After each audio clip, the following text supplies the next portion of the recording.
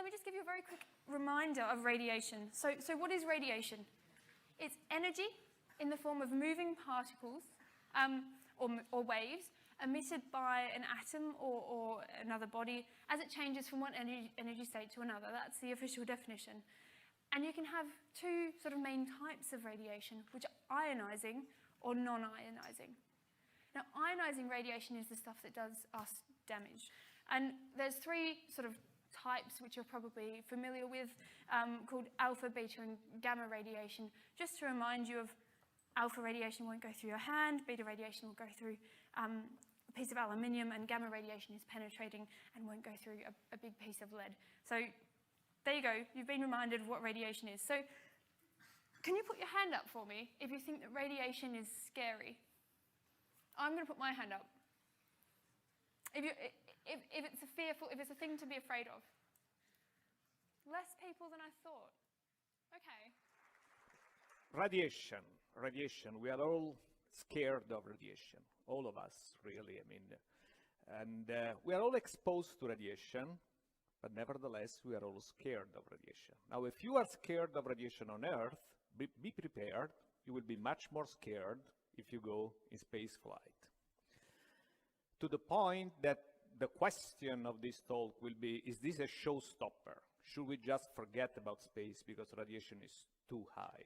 The problem is not only the quantity, that you get more radiation. The problem is the quality. It's different radiation. We know radiation on Earth. We know X-rays, gamma rays, beta rays, we all know.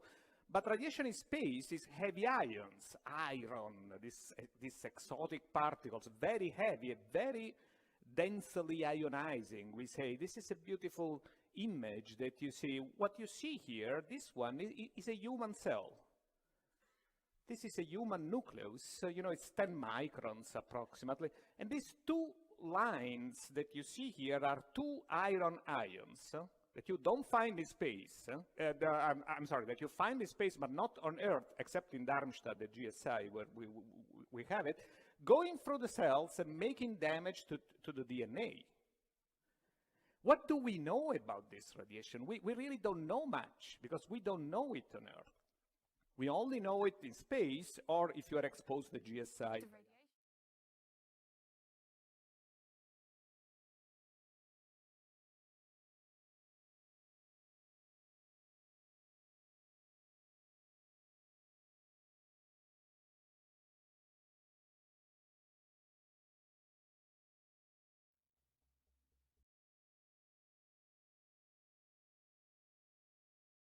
Heat from the beam is an interesting one because it's actually incredibly difficult to stop the beam. And if you put your head in the way of the Large Hadron Collider beam, unlike what some of these people in the video thought, it would actually go straight through and out the other side.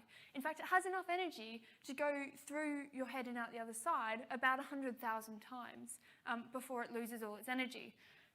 And that's actually one of the issues they had to deal with when designing the machine, is how do you stop the beam? You know, and we want to stop it occasionally, intentionally, because we're done with that particular fill of the beam, or because we think there might be a problem somewhere, so we want to get the beam out and dump it. So they had to put a lot of effort into designing what they call the beam dump, which is a massive long block of very dense graphite, which absorbs the energy. But even then, there's so much energy that they can't just dump it directly on it, or the thermal shock would make the thing explode. So they actually have to paint the beam in sort of a swirly pattern in order to spread out the load of the heat from the beam on this huge graphite block. If you just put this beam onto a massive block of copper, you could actually melt 600 tons of copper from solid to liquid just using the Large Hadron Collider beam. So it's interesting, even though it seems like a stupid question to say what would happen if you stuck your head in it, it does actually present some interesting real problems in engineering in actually designing these machines. Ourselves from radiation. Well, you know, this is, I want to point out as my previous speaker that this is not a girl playing with the sand. This is a serious scientific experiment. It's a serious scientific experiment where this researcher at GSI is trying to measure the shielding properties of the Mars soil. Here it is for you. This is Mars soil. Not really. it's a simulation of the Mars soil, but really looks like the Mars soil. I mean, it's identical. It's pretty much the same. So, I mean, if you want some, I can sell it for a reasonable price. We even have moon. This is moon soil, which is gray. And actually, this is also showed by the previous speakers. You have these nice caves. So you can go on Mars, you can go in the caves, and you will be protected with this very thick shield. You can even do, this is Mars concrete. These are bricks that you can do with the Mars soil.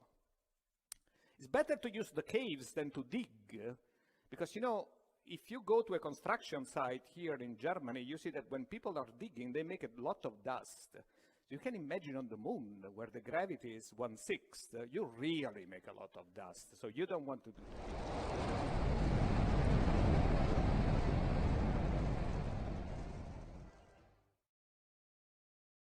But this can be effective if you are on the planet. What about during the transit, when the dose is even higher? You cannot bring heavy shields because, you know, the weight is what is really expensive in a spacecraft. So you don't want to bring heavy shield. Shielding is a very nice solution on Earth when you go to the dentist. Again, not my dentist, but your dentist. Don't go to my dentist because he uses a lot of X-rays and no shielding. Now, your dentist use not so much X-rays and plenty of shielding, but that's heavy, so it's a big problem. You will not solve the problem using passive shielding. In the 100 years since we discovered radioactivity, we've learned a lot about the negative effects of radiation on the human body. Thankfully, here on Earth, we're pretty well protected. We have an atmosphere 300 miles high, which has a thickness density equivalent of 7 feet of lead. You can think of active shielding. You can think of electrostatic shielding. I mean, some kind of electrostatic spheres that protect the astronauts. Or even better, you can think to this thing. This is shielding. This is something I think all of you know. This is a beautiful aurora borealis. What is this? This is the shielding of the Earth, the magnetic shielding of the Earth. The solar wind, with these protons and heavy ions, is coming to the Earth, is trying to enter in the Earth, but the magnetic field of the Earth is deflecting these particles. They go to the poles, and then they hit the atmosphere, and you see these beautiful colors. Beautiful. There are many people going there only to see them. You see that the green colors is the oxygen. Sometimes it's more on the red than is nitrogen. So that's how Earth is protecting life, using a magnetic field. So we could think about using the same systems. Not so easy, but it can be done. So what do we do really at GSI? We simulate the cosmic rays. This is this is our accelerator at GSI. We also have many people, thousand people working there. We also have lawyers too. It's not scientists, but also lawyers, mostly scientists. And we can simulate the particle. We need these huge accelerators because the cosmic rays are so energetic. They are so fast. So you need a very large and expensive accelerator to simulate space radiation. Now, the radiation dose that the LHC beam could give you could kill you 76,000 times over. But the radiation dose you'd receive from a beam of, say, 200 MeV, a relatively modest proton beam, is much lower and can actually be used to treat cancer. But there is a nice part of the story. I told you these particles are so effective. You do remember the little astronauts killed by the cosmic radiation, which is bad if you are in space. But if you are a patient, and if you can take these same particles and you can shoot them in the tumor, not whole body, but only in the tumor, then you can cure cancer. Well, this is done. And not very far away from here. It was done in Darmstadt for many years. Now it's done in Heidelberg. This is a picture of a treatment room in Heidelberg. But they are treating the patients using heavy ions, using carbon ions in this case. So I think this is really fascinating, is the possibility that space research and medicine help each other, you know, that the same radiation which is a problem in space can be a cure for cancer on Earth. So at the end, shall we go to Mars or not? Well, I think I was supposed to give ideas here. It looks like, I mean, radiation is a problem. This is clear. Shielding, passive shielding can be a solution on the planet, but not really on transit. Maybe the best solution, the best idea is to use a magnetic shielding, is to build magnetic fields for the spacecrafts that can do what is done on Earth. So it's not really a new idea. It's the same idea that God had a few billions of years ago when he said, okay, I want to make life, but I created radiation already. What can I do now? Okay, maybe I can make a magnetic field, you know? And you see, it's very effective in protecting the Earth and our life from space radiation. Thank you very much. Yes. What was the plan, did you say? The point. The point of What the Large Hadron was the Collider. point? He speaks in past tense as though we're done with it. Okay, We what just is? turned on the switch, the Large Hadron Collider in Switzerland. The point of the Large Hadron Collider was to embarrass America, to make us feel bad that we didn't have our collider built back in the 1980s when it was first funded. That's the whole point of the Large Hadron Collider. It's Europe saying, ha, gotcha this time. Now, apart from that ego bit, it's to probe nature on levels of energy never before seen. And right now, it's practically impossible to discover a new law of physics on your tabletop. We've been there. We've done that. And almost the entire history of physics is go to the edges of your points of exploration and then take a step beyond that. You're bound to discover something new.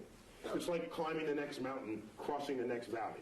So, the Large Hadron Collider, the energy inside that particle accelerator will exceed the energy of all accelerators that have ever been built before, probing nature as never previously imagined. San Jose, California, and I was wondering, maybe to both of you, what are some of the challenges that you see coming up in spacesuit design, especially as we think about going to Mars and maybe beyond to some of the moons, like increasingly hostile environments in space, and dealing with problems of ionizing radiation to astronauts over long periods of time. So I'm just interested in what your thoughts are in that direction. It's a good preview question for, I think, what we're going to hear about, but go ahead. Yeah, go ahead. You can go first, I'll go second.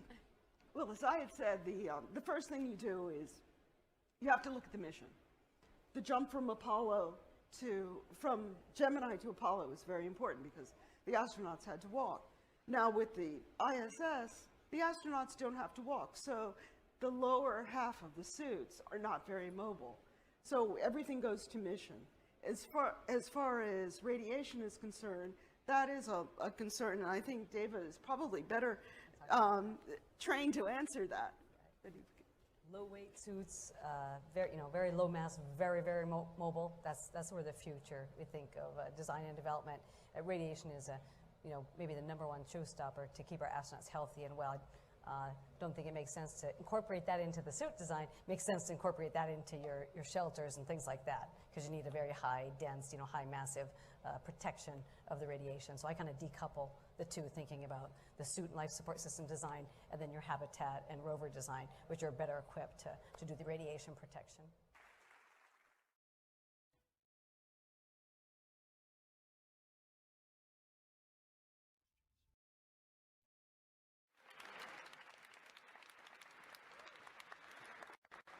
Good morning, and welcome to NASA Mars Day.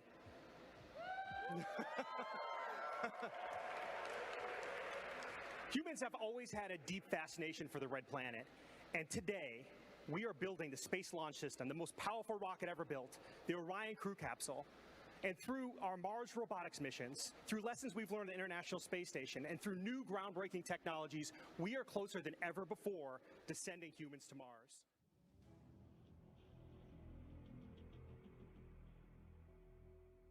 My name is Kelly Smith, and I work on navigation and guidance for Orion. Orion is NASA's next-generation spacecraft. Built with versatility in mind, it can take astronauts deeper into space than we've ever gone before, to an asteroid or even onto Mars. For these missions, Orion has to be one tough spacecraft, withstanding high speeds, searing temperatures, and extreme radiation. Before we can send astronauts into space on Orion, we have to test all of its systems. And there's only one way to know if we got it right: fly it in space. For Orion's first flight, no astronauts will be aboard. The spacecraft is loaded with sensors to record and measure all aspects of the flight in every detail. It all begins with launch aboard a Delta IV Heavy rocket.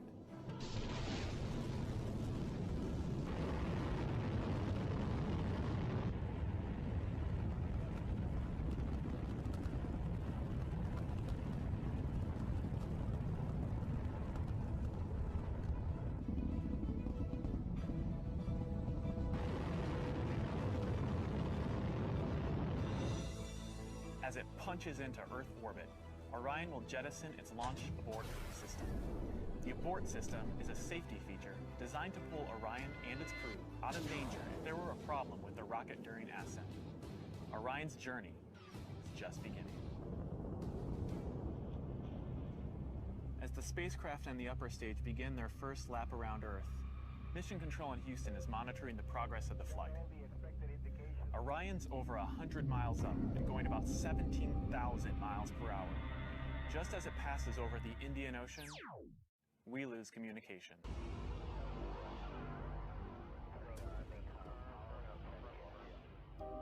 This is expected.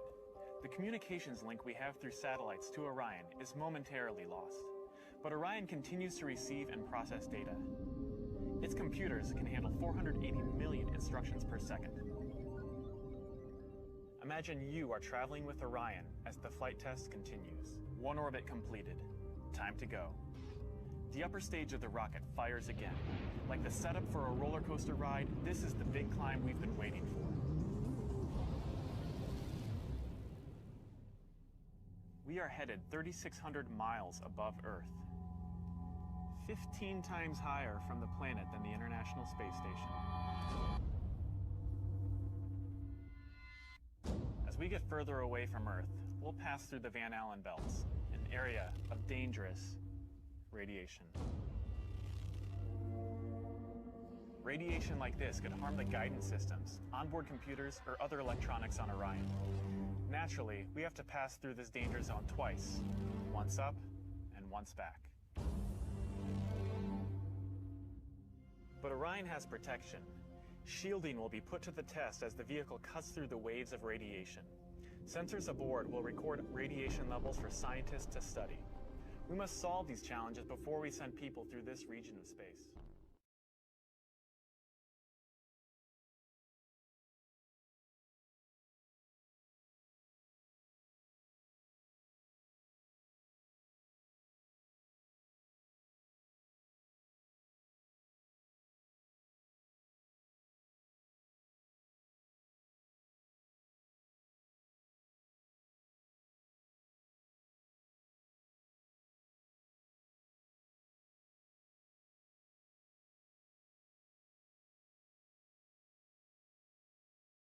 For this flight, it's time to head home. I want to talk about space exploration challenges that are still in front of us as we go forward. We've solved a lot of them in the past, but there's a couple of key ones that we still haven't solved, and I would say we need your help to do that. So that's what I'm here today to talk about. The other big challenge we have is just radiation in space. There's a field of radiation out there, high energy ions, electrons, all kinds of charged particles, and they're just everywhere. And this is showing the magnetic protection that the Earth provides to these particles. So we're sitting here on Earth, and we have this protection system around us, and the particles can't get to us because, and then we're effectively shielded from that. And right now, there's nothing on the books that says, here, this is what we're going to do, this is how we're going to get there. So the other thing, the radiation challenge is such a big challenge for us, we don't know what to do with it. We have a website that's been set up, and it's the NASA Exploration Design Challenge for Radiation. And they're asking all of you at this website, they're asking all of you to participate. And it goes through K through 12. K through 12, college students, whoever's out there, NASA, and we're all looking for ideas for how we solve that problem for deep space exploration. How do we protect ourselves? How do we shield ourselves? What are the mechanisms? What are the new ideas that could come our way where we... For the first time since the Apollo moon landings, NASA is preparing to send astronauts beyond Earth orbit. And this time, the mission is the most ambitious we have ever undertaken. The journey to Mars.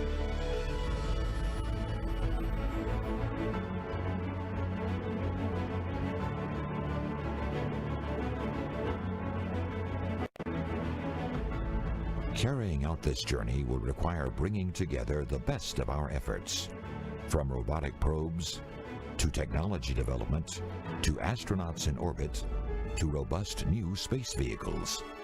The journey is already underway, right here, right now. Astronauts aboard the International Space Station are learning more about living and working in space for long periods of time. Vital information for the challenging trip to Mars. Transportation to and from the station will be provided by our American commercial cargo and crew partners. Next, using the Orion crew vehicle and the powerful Space Launch System rocket, NASA will move into the proving ground of space, around and beyond the moon. Here, we will carry out increasingly ambitious missions to test out new systems and capabilities needed to reach Mars, like deep space habitats and advanced propulsion systems. Even as we speak, our robotic scouts are already exploring the Red Planet, preparing the way for astronauts to join them. Once we have matured our capabilities in the proving ground, we'll be ready for Earth independence, reaching our planetary neighbor, not just as temporary visitors, but as pioneers, expanding human presence into our solar system. We've got a great panel for you. What we're going to do is walk you through what all the aspects of the different organizations at NASA are doing to make the journey to Mars happen. You're going to hear about what's going on with the International Space Station. We've had 15 years or more of humans continuously in orbit. We're bringing on a commercial crew market, and you're going to hear about companies like SpaceX and Orbital ATK and Boeing and Sierra Nevada that we're actually opening up markets in low Earth orbit. Then you're going to hear from the Human Exploration Operations folks that are going to tell you a little bit about what's going on, not just with SLS and Orion, but the ground systems. You're going to hear from the crew and what they're doing to get ready. You're going to hear from the Science Mission Directorate. We've been sending probes to Mars for 40 years, but now they're starting to scout out our landing sites for the future. And then you're going to hear a little bit about the technologies it's going to take to get us to Mars. And so this room you're in here is set up to showcase all of those pieces so you understand how all this weaves together. You'll see there's big banners over here, the Journey to Mars banners. You got Earth Reliant over here to the left. That's going to be low Earth orbit, International Space Station, the things that Space Station is going to do to help enable us to go out deeper into space. You've got the proving ground. When you get out into cislunar space, you start talking about deep space again. Once we've mastered low Earth orbit, it's time to go out into the proving ground, and we're going to have to do things like learn how to live autonomously, take our closed-loop life support systems to a new level with respect to reliability and efficiency. And then you get out here into Earth independent, you're going to have to learn to do really hard things. When you go to the space station today, you're hours away from Earth if something goes wrong. When you get out into the proving ground, you may be days from Earth. But when you go to Mars, you're going to be months from home, and you've got to learn how to live independent of Earth. That's really letting go of the net. and flying without a net. And so you've got to learn, you're going to hear about technologies like additive manufacturing. We might not have that part we need on orbit. We might have to make it. You're going to learn about ISRU, in situ resource utilization. We've got to use what we have where we are. And so it's going to be a great day. These panelists are really going to lay all this out for you. I'm really excited for you and hope you enjoy your time today. And I think we're going to show you a little video, and then we're going to let the panelists come up and we'll get going. Thanks.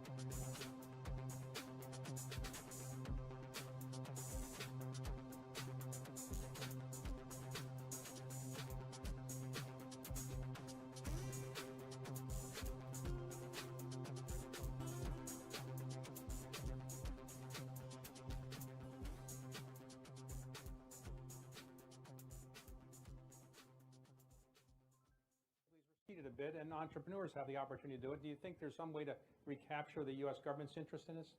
Well, I think if you think back to the kind of the heyday of the 1960s and the Apollo program and all of that excitement, my gut instinct on this is that we as a civilization, we as humanity, pulled that moon landing way forward, out of sequence from where it actually should have been. It was a gigantic effort with what is, in many ways, it should have been impossible. And they pulled it off with, barely any computational power. They were still using slide rules. They couldn't numerically model in computers a lot of these important processes like combustion inside a rocket engine, which is still hard today, but we can do it a little bit. They didn't have computational fluid dynamics to really, everything had to be done in a wind tunnel. Nothing could be done on a computer. So I think the reason we've sort of taken a hiatus, maybe in part at least, is because we pulled that forward to a time when it should have been impossible. And then once it was done, we kind of had to wait and let technology catch up. The reason that Blue Origin and SpaceX and Virgin Galactic and all these companies today, any of these private companies, the only reason that we can do this kind of endeavor at all is because we're standing on the shoulders of NASA, who invented all of this technology, we're still using all the things that they invented back in the 60s. We have refined versions of it. But even the computer codes that we use to validate our designs have been, honed and fine-tuned by NASA over decades. So this is, I think we're finally entering, I believe that we are entering a new golden age of space and space exploration, and that the time has come for that to happen because we as a species have up-leveled ourselves in terms of technology. We're ready to do it now. It's amazing that we did it in 1969. So, it's crazy.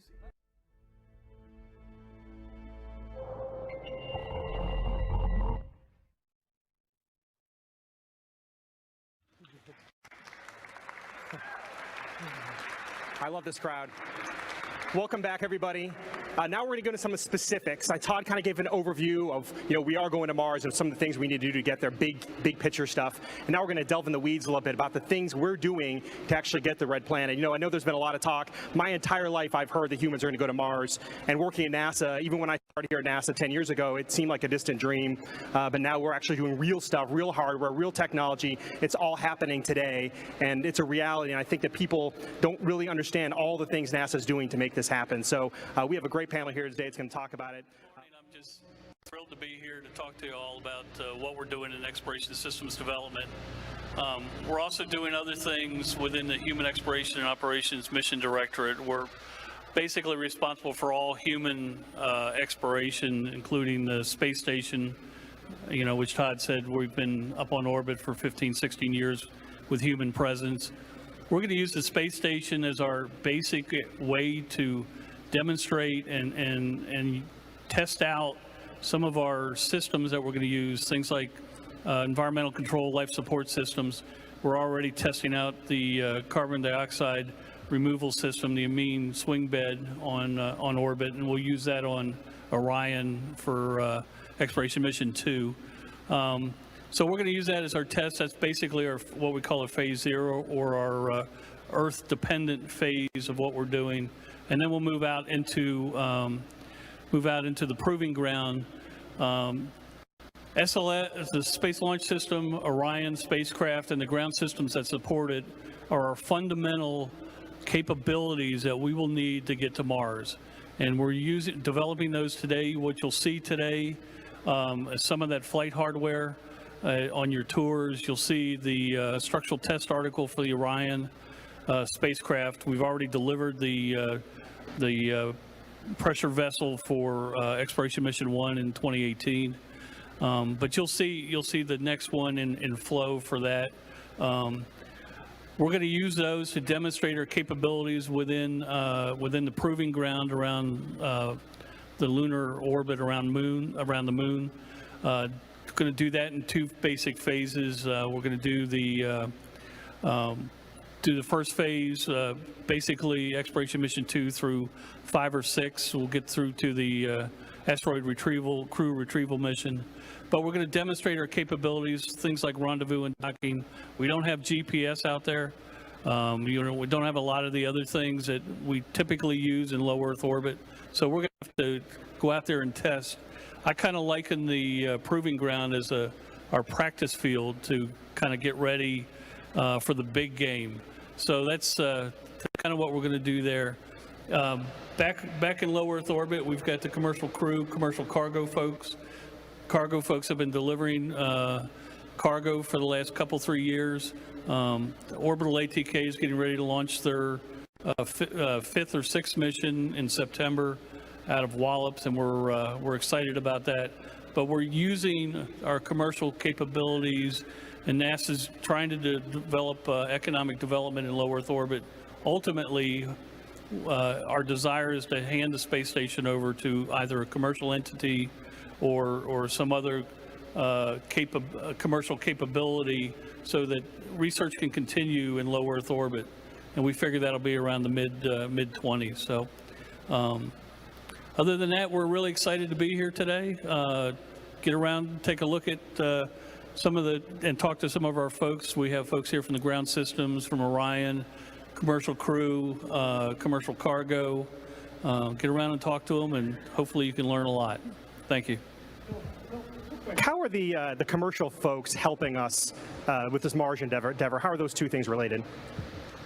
Well, it's kind of a back and forth. You know, a lot of our Orion test results we hand over to the commercial crew folks and commercial cargo folks. But, you know, things like you might have heard of, you know, SpaceX's announcement about Red Dragon and about going to Mars here and landing a Dragon on the surface. One of the things about going to Mars that's really hard is getting through the Martian atmosphere. To date, we've been using parachutes and aero braking, but what SpaceX is intending to do is do a propulsive entry, basically use rockets to slow it down and then safely touch it to the surface. That's a capability we haven't proven, and our teaming with SpaceX on Red Dragon will get us that data, that information that they're going to achieve or collect as they do that. So there's a good back and forth. We're going to need everybody. We're going to need our industrial partners, our commercial partners, our international partners. This is going to be a human endeavor to get to the surface of Mars and then stay there and colonize it. One last question. We tested Orion, launched it on an Atlas V, and got data back from that. You talked about the mission in 2018 a little bit. Could you just go into a little bit more what that is and what people are going to see and what to expect? Yeah, 2018 is our exploration mission 1, and our intent is our first, well, actually our second flight test. I think if I had to do it all over again, I'd name it EFT2. But it's our first flight test of the Space Launch System. We're going to take an uncrewed Orion out around the moon. Right now we're planning a distant retrograde orbit, and we'll go into that orbit and drop out of that and come back to Earth and re-enter. You know, we're looking at, from the SLS standpoint, testing out the first stage and second stage or core stage, making sure that works. And then once we get up into the low Earth orbit, we'll use the interim cryopropulsion system, which we will only use once, and we will only use it in the uncrewed version right now, to send Orion off to the moon. Within the interim propulsion system, cryopropulsion system, we're going to have 13 CubeSats, up to 6U in size, and it's the first time we've had the capability to launch CubeSats outside of low Earth orbit. So we're really excited about that, and our CubeSat folks are excited. One of which will actually go land on the surface of the moon. It's going to be extremely challenging, and frankly, there are technologies that we haven't actually invented yet that we're going to need to get there.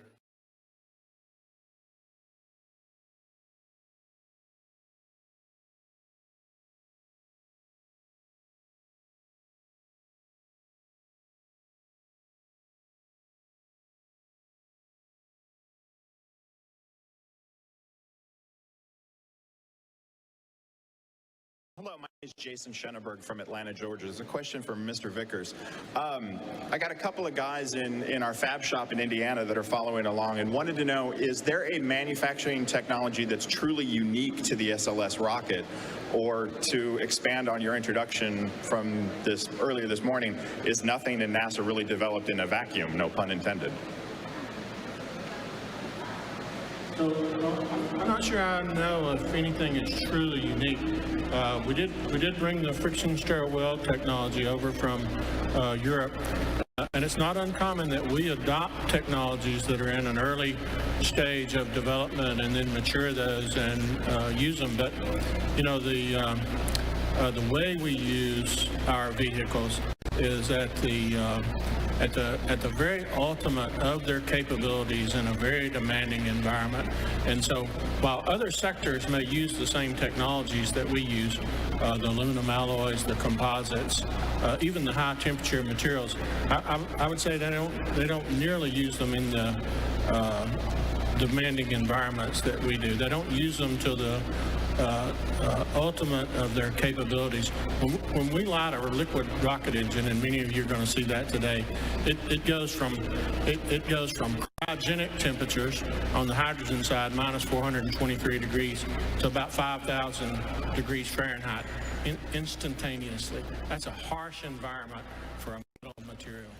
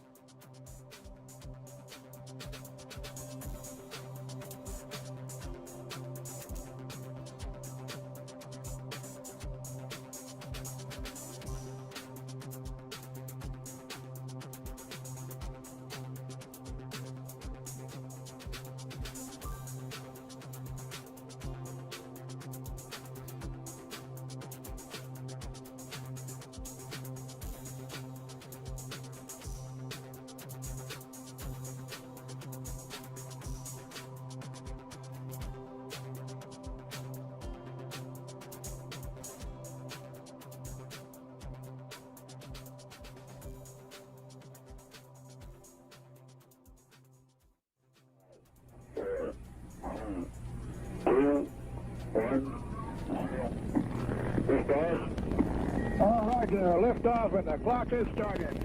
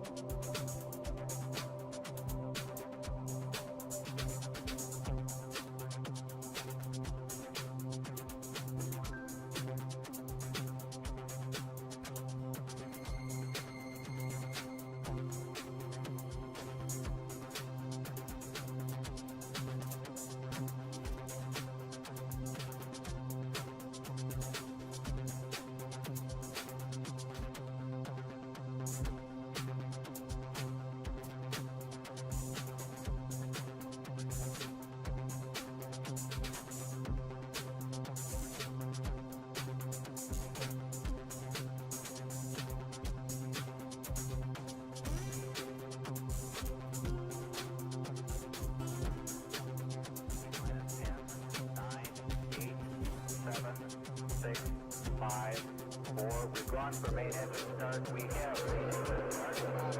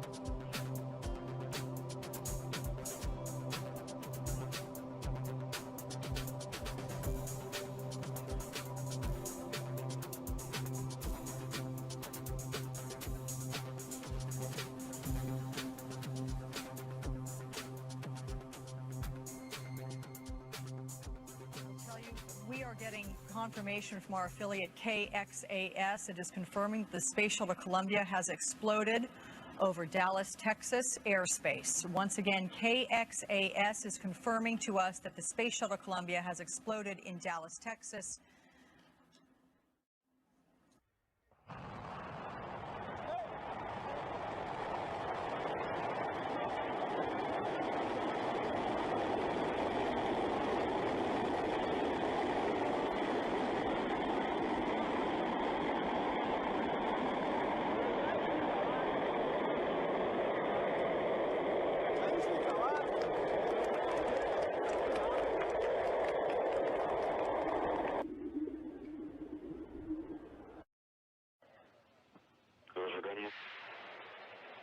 Launch command issued for ignition. Launch command has been issued. 8, 7, 6, 5, 4, 3, 2, 1. Set flight speed. Engines at maximum thrust. And liftoff. It's in 3 seconds into the flight. Everything's still going well. The Soyuz traveling at a speed of about 4,700 miles an hour. Station, this is Houston ACR. That concludes the KGO TV portion of the event. Please stand by for a voice check from the History Channel. Now, Ayla asks, after spending time living in space, do you think it actually will be possible for humans to inhabit outer space? And when do you think that's going to really begin? Well, I think we're inhabiting outer space right now for 6-month durations anyway. And Scott Kelly, of course, stayed up here for just under a year. And we will inhabit, with the moon, I'm sure will be in the future. Of course, Mars is the ultimate target. But Earth is very unique in that Earth provides all of the things necessary to support life. In this destination here in the station, as well as those others that I mentioned, we have to bring the provisions to support life with us from Earth. You know, the air we breathe, the food, the other supplies that we have all come from Earth. So it's, I guess you could say, uniquely provisioned. But certainly it's possible to inhabit places like this. We've shown it for going on 16 years now.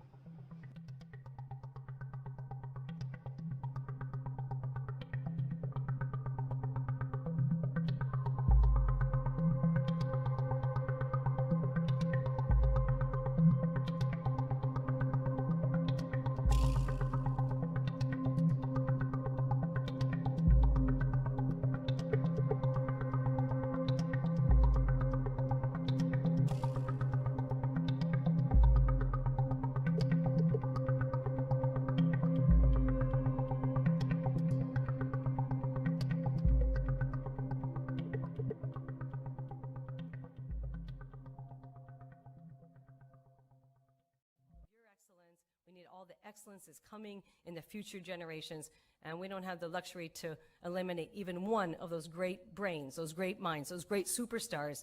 So please help us, work with us, make sure that every girl and boy out there, they see themselves in the STEM fields, including them whatever they want to be. I can relate to that. If it's an artist, a designer, a journalist, a storyteller, an engineer, a poet, or a prophet, I can say, guess what? Guess what NASA's doing? Guess what all this good work leads to? It leads through dreams and exploring to Mars and beyond, and then also, probably most importantly, thinking about our Earth-related issues and problems. And that's, we're here to celebrate with our sister agencies, have the discussion with all of you to really accomplish, this time really accomplish, set the goals and really accomplish this step change that we desire.